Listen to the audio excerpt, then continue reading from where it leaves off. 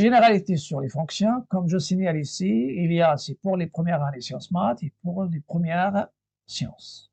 Il y a rappel et complément, la parité d'une fonction, f est fonction paire si seulement si, quel que soit x appartenant au domaine, moins x appartient au domaine, et f de moins x est égal à f de x.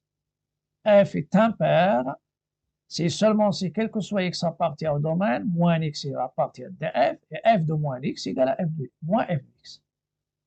Ces deux conditions. Chaque fois que je prends un x, son opposé, il appartient. Ça me donne que le domaine de définition, une fois je le cherche, il faut qu'il soit symétrique par rapport à 0. S'il n'est pas symétrique, donc cette condition n'est pas réalisée. Et après, calculer f de moins x et le comparer à f de x. S'ils sont égaux, il est pair. S'il est égal à moins f de x, il est impair. S'il est différent de f de x et différent de moins f de x, il est ni pair ni impair. F impair, si équivalent, CF est symétrique par rapport à l'origine du repère. Bien sûr, cette interprétation, c'est pour les deux.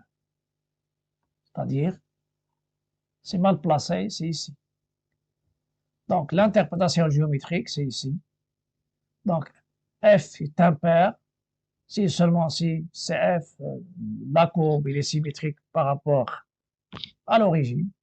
Et là, c'est une fonction est impaire, sa courbe est symétrique par rapport à l'axe des ordonnées, bien sûr, dans un repère orthonormé. Je prends l'exercice 1, soit la fonction f définie par f de x égale à x sur x carré moins 1. Normalement, lorsqu'on parle des fonctions, on peut parler aussi des applications, parce que une fonction est une application définie de son domaine de définition vers R. Ce qu'on vous demande pour cette fonction qui est définie par f de x égale x sur x carré plus 1, étudier la parité. F de x, c'est x sur x carré plus 1. On a x appartient au domaine équivalent x carré plus 1 est différent de 0. Équivalent x carré différent de moins 1, il est toujours vrai, car le carré est positif et moins 1 négatif. Donc, le domaine, c'est R.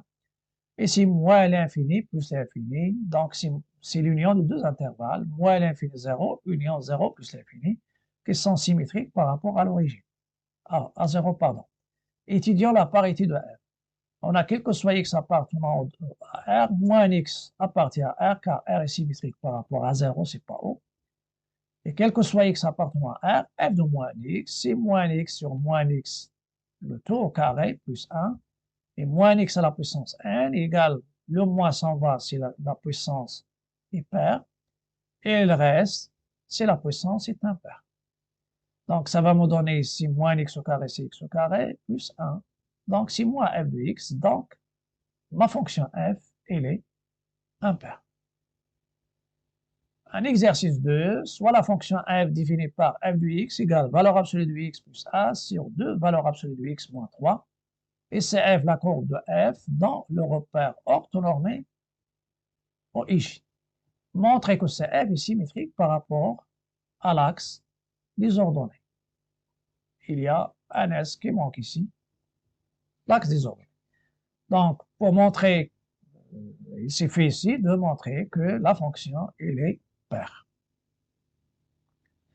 Le domaine de définition, c'est l'ensemble des x de R, tel que 2 valeurs absolues de x moins 3 est différent de 0, parce que le dénominateur existe.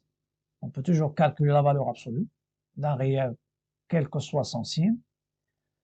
Et ça va me donner l'ensemble des x de R, tel que valeur absolue de x est différent de 3 sur 2. Et je sais que la valeur absolue de x égale R avec R positif, équivalent à x égale R ou x égale à moins R. Différent, ça veut dire valeur absolue de x différent de 3 sur 2.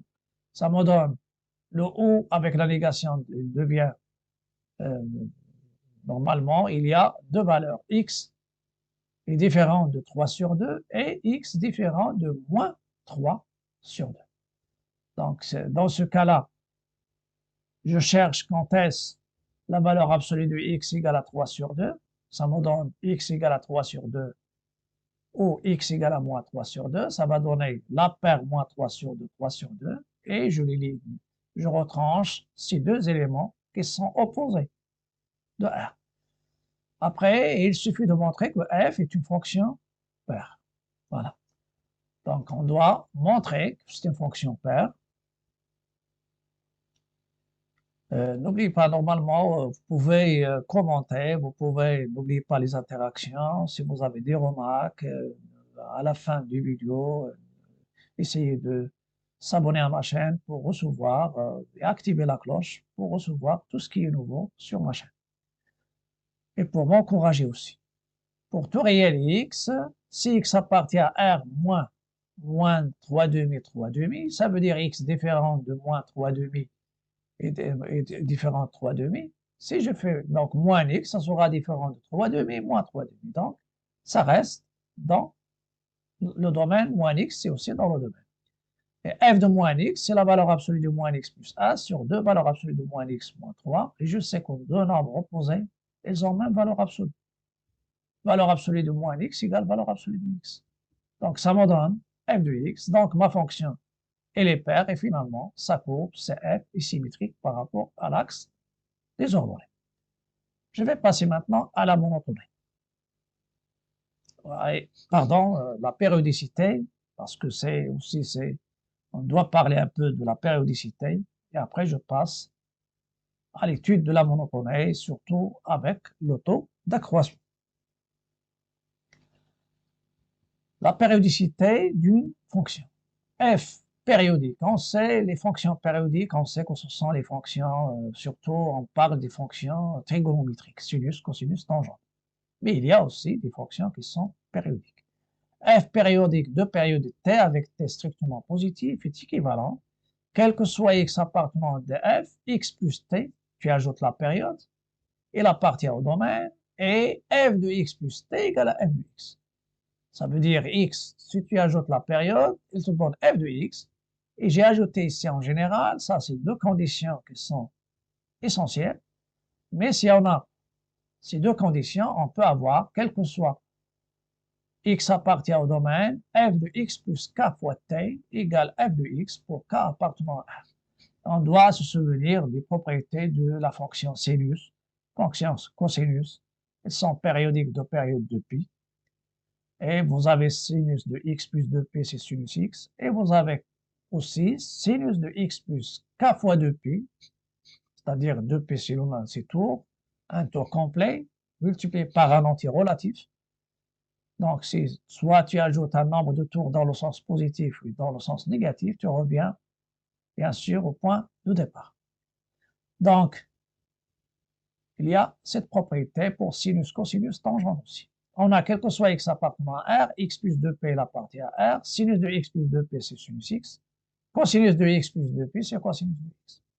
Donc les fonctions à savoir, on les connaît, les fonctions sinus et cosinus sont périodiques de période de pi. Exercice montrant que la fonction sinus, la fonction numérique f définie par f égale défini par f de x égale tangente x. Et tangente x, c'est quoi? C'est sinus x sur cosinus x, qui est périodique des périodes pi. Et je vous rappelle quand est-ce le sinus s'allume, et le cosinus aussi. Sinus x égale à 0, équivalent x égale à kpi, avec k appartenant à z. Et cosinus x égale à 0 est équivalent à x égale à pi sur 2 plus kpi, avec k appartenant à z. Donc, rappel, signe tangente, c'est quoi? C'est sinus sur cosinus. X appartient à df équivalent cosinus différent de 0. Ça me donne x différent de pi sur 2 plus kp avec k appartenant à z. Donc, quel est le domaine de la fonction tangente? C'est R moins l'ensemble formé de pi sur 2 plus kp tel que k appartenant à z. Étudions la périodicité de f. Quel que soit x appartient au domaine tangente, p plus x, elle reste dans le domaine tangente. Et f de p plus x, ça donne sinus de p plus x sur cos p plus x, avec les transformations qu'on connaît. Sinus de P plus X, c'est moins sinus X, ou bien le cercle trigonométrique. Cosinus P plus X, c'est moins cosinus X. En simplifiant, ça donne tangente qui est f de X. Donc, f est périodique de période pi. Je passe maintenant à la monotonie d'une fonction. C'est-à-dire comment on étudie la monotonie pour savoir sur quel intervalle, sur un intervalle donné, est-ce que la fonction est croissante, décroissante, strictement décroissante. Je commence avec la définition. La définition, soit f, une fonction définie sur un intervalle i. Je sais que la fonction croissante, elle conserve l'ordre. Donc, f croissant sur i, quel que soit AB appartenant à i au carré, i croix i, a inférieur à b implique f de a inférieur ou égal à f de b. Et si vous avez ici strict, ça sera strictement croissant. F décroissante sur i équivalente, quel que soit le couple AB appartenant à i au carré, a inférieur à b implique f de a supérieur ou égal à f de b. Avec strict. On a déjà parlé ça dans l'année dernière. Pour étudier la monotonie sur l'intervalle, je dis soit le couple AB, soit A et B, deux éléments appartenant à l'intervalle en question, tel que A est inférieur à B, et on va comparer f de A avec f de B, en calculant le signe de la différence, en déterminant le signe de la différence, f de A moins f de B, ou bien f de B moins f de A. Si la différence est négative, ça donne celle-ci. Si elle est positive, ça donne, je parle de f de A moins f de B. Voilà. Mais dans cette année, même l'année dernière, on a déjà utilisé ce qu'on appelle le taux d'accroissement. Donc, monotonie avec taux d'accroissement. Soit A et B, deux réels distincts d'un intervalle I, avec I une partie, un intervalle dans le domaine. J'oppose TF, ça il suit le taux d'accroissement de F entre A et B, je prends f de A moins f de B sur A moins B, ou bien f de B moins f de A sur B moins A. Attention, ici A, ici B. Si l'exercice propose autre élément, x, y, ou bien x, a, x2, il faut, donc le taux d'accroissement de f entre x, a, x2, c'est f de xa moins f de x2 sur xa moins x2, ou bien f de x2 moins f de xa sur x2 moins xa.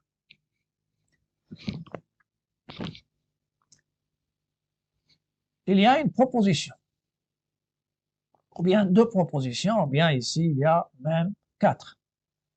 F croissante sur I, c'est seulement si, quel que soit AB appartenant à E au carré, A différent de B, taux d'accroissement de F est positif.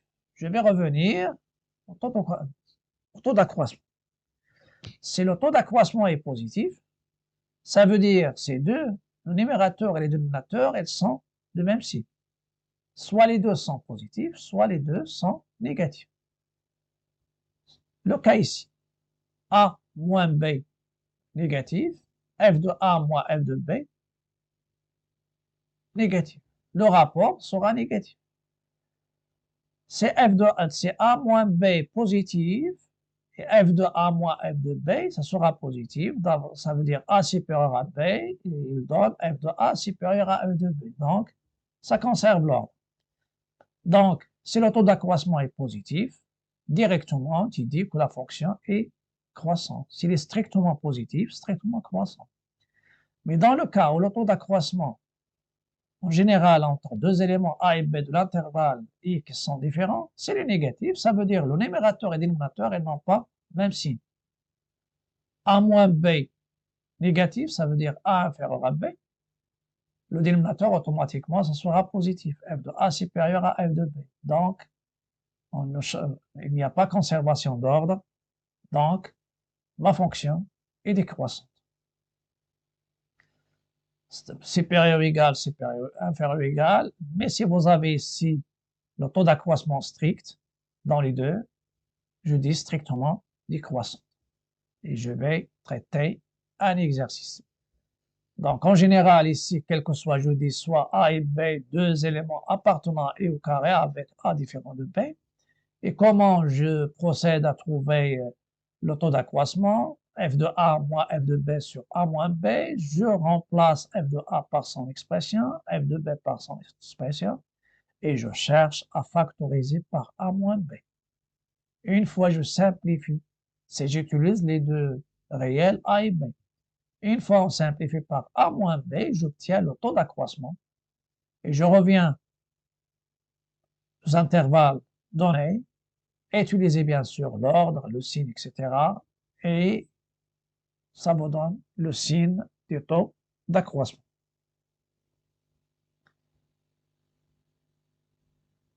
Il y a aussi la monotonie et la parité. Monotonie et parité.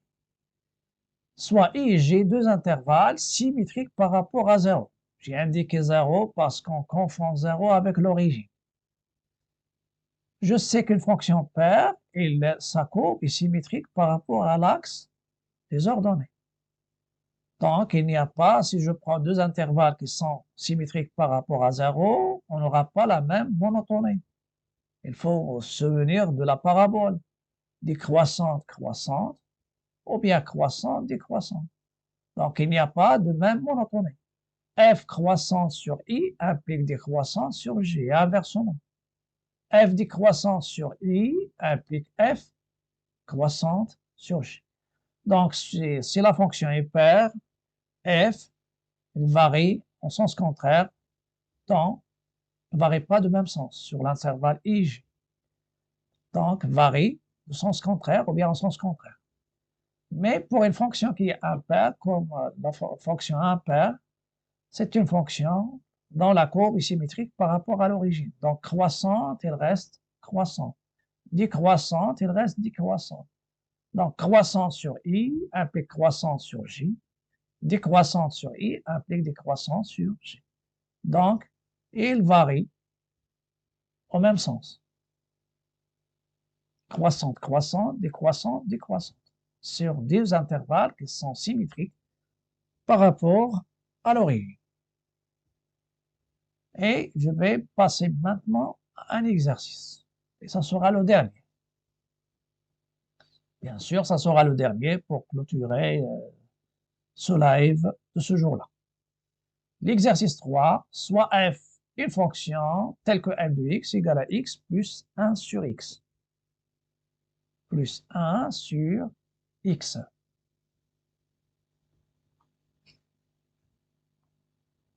Ce qu'on vous demande, la question 1, déterminer d de f et étudier la parité de f. Calculer le taux d'accroissement t x à x2, on peut l'écrire comme ça, de f entre x à x2, deux éléments de df tels que xa est différent de x2. Donc ici, ils ont donné les deux éléments qui vont nous servir à former le taux d'accroissement. Troisièmement, étudier les variations de f sur les deux intervalles, 0, 1 et j qui est l'intervalle. Ça, c'est l'intervalle ouvert en 0, fermé en 1. J, l'intervalle fermé en 1, ouvert en 0. Sans doute le x ici, il faut qu'il soit différent de 0. Normalement, même avec le taux d'accroissement, on vous donne les intervalles sur lesquels vous allez étudier la monotonie. Une fois je complète, si j'étudie la monotonie, je précise la monotonie de la fonction sur les intervalles qui forment le domaine de définition, on peut résumer tout ça dans un tableau qui s'appelle bien sûr le tableau de variation. Quatrièmement, déduire les variations de f sur le domaine. Cinquièmement, dresser le tableau de variation de f sur d de f. Donc, le taux d'accroissement tx1 pour la parité, donc x, il faut le df, c'est r étoile. R étoile, c'est moins c'est R moins le singleton 0. Et c'est l'union des deux intervalles, moins l'infini 0 vers en 0, union l'intervalle ouvert 0 plus l'infini. quel que soit x appartient à R étoile moins x appartient à R étoile, et f de moins x, ça sera moins x, ici moins x, donc moins x moins 1 sur x, donc c'est moins f de x. Donc je vais trouver ma fonction et il est impair. Pour le taux d'accroissement, ça demande un peu de patience pour remplacer, attention au signe, factoriser en utilisant les identités remarquables. S'il y a les radicaux, on peut même utiliser le conjugué. Et une fois je factorise par x1 moins x2, ou bien x2 moins x1, ça dépend du temps, il faut passer au signe dans le premier intervalle et le deuxième intervalle. La déduction, ça sera la parité et la monotonie. Tableau de variation, c'est l'étape finale. On a f de x appartenant à R si et seulement si x différent de 0. Donc d de f, c'est R moins singleton 0, qui est R étoile. Pour tout x de R, pour tout réel x, si x appartient à R étoile, moins x, il appartient à R étoile. Deuxième chose, f de moins x. Si moins x, à la place de x, je le remplace par moins x, plus 1 sur moins x. Ça va me donner moins x moins 1 sur x, donc c'est moins x plus 1 sur x, donc c'est moins f de x. Donc f est une fonction qui est impaire. Maintenant ici, on peut prendre soit xa, x2 appartenant à d de f, tel que xa est différent de x2. C'est déjà donné dans l'énoncé, on peut les faire. Parce qu'il y a des rapports, donc on va essayer de prendre f de xa moins f de x2.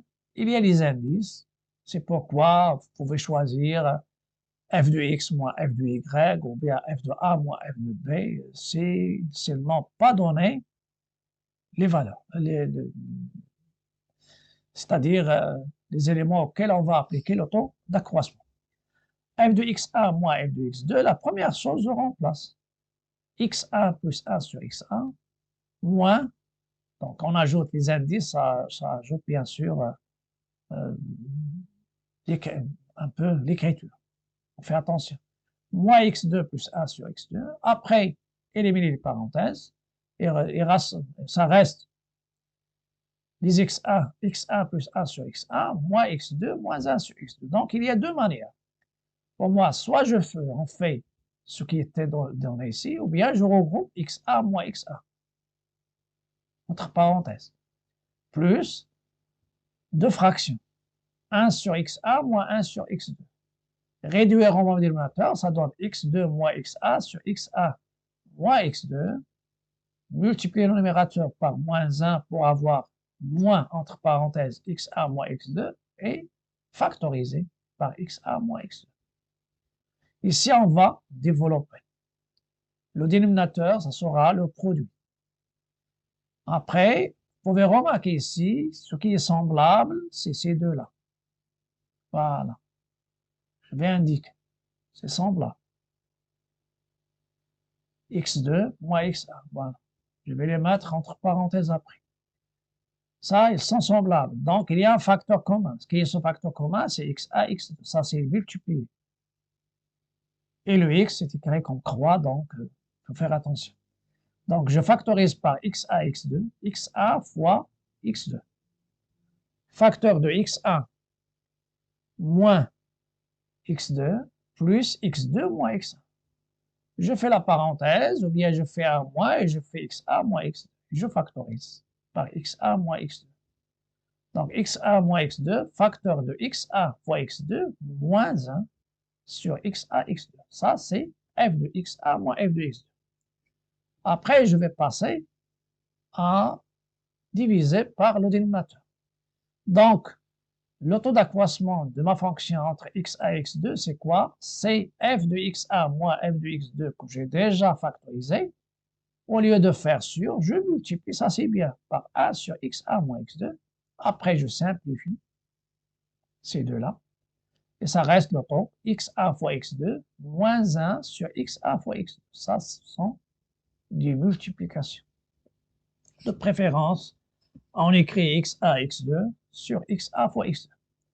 Maintenant, la monotonie sur chaque intervalle, le signe de t. Sur l'intervalle 0,1, x1 appartient à l'intervalle ouvert 0,1, x2 appartient à l'intervalle 0,1 et ils sont bien sûr différents. Donc x1, il y a un encadrement pour x1 entre 0 et 1 et x2 entre 0 et 1. Et utiliser l'encadrement du produit. Donc, puisqu'ils sont positifs, donc x1 fois x2, il est encadré entre 0 fois 0 et 1 fois 1.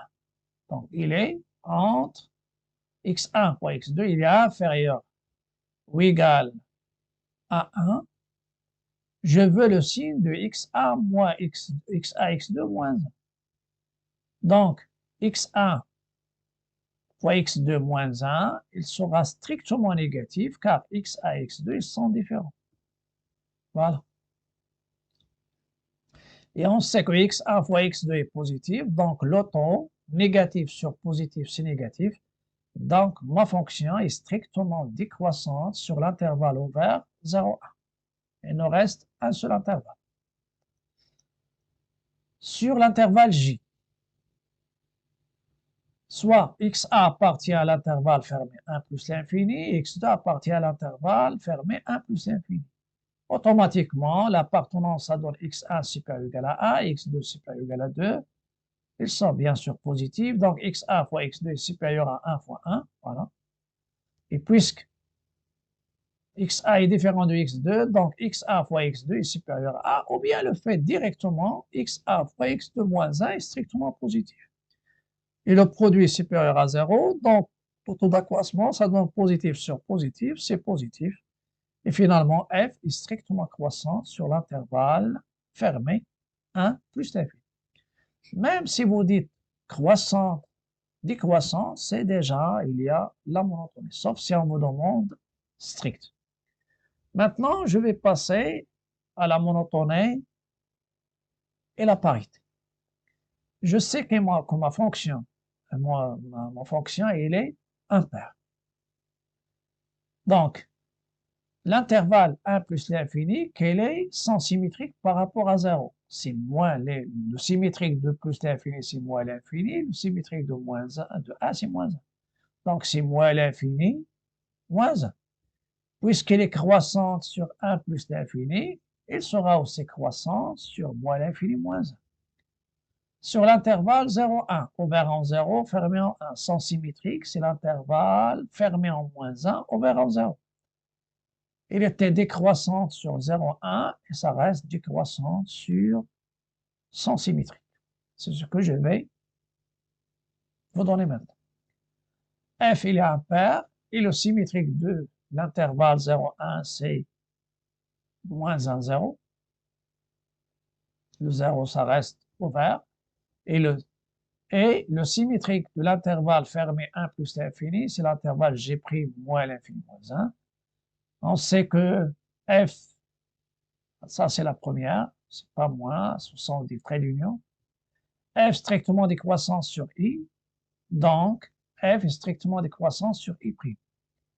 F strictement croissant sur J, donc F est strictement croissant sur G'. Après, pour finir, je vais dresser le tableau de variation.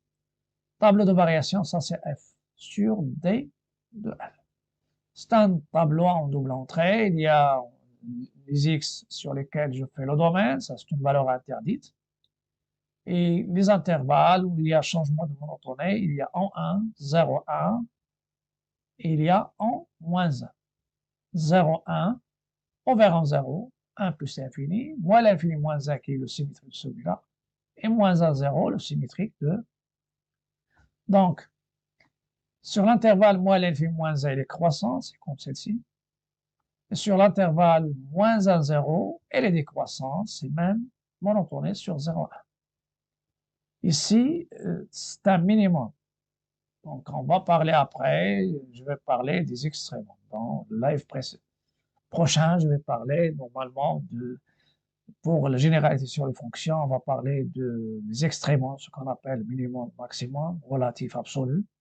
Et je vais parler aussi de la monotonie et la composée, c'est-à-dire gérant F, la composée. Et on peut même parler des représentations graphiques des fonctions usuelles Dans cette année, l'année dernière, c'était la fonction ax au carré, les polynômes de second degré, la fonction a sur x, qui a tout x associé à sur x, et la fonction homographique f de x, définie par f de x égale ax plus b sur cx plus d. Cette année, il s'ajoute la fonction qui a tout x associé à la racine de x plus a, et il y a aussi la fonction définie par f de x égale ax à la puissance 3.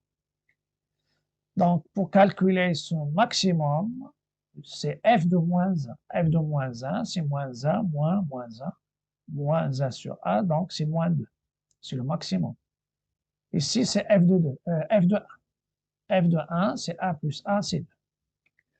Donc, j'arrive bien maintenant à la fin de mon live. N'oubliez pas de liker et partager. Si vous avez des commentaires, n'hésitez pas de les poser. S'il y a bien sûr n'oubliez pas les interactions et normalement les likes aussi, comme vous voulez. Donc tout ça, ça va m'encourager. Donc, ça sera tout pour cette vidéo et au prochain live. Et n'oubliez pas aussi, il y a aussi les vidéos sur la chaîne.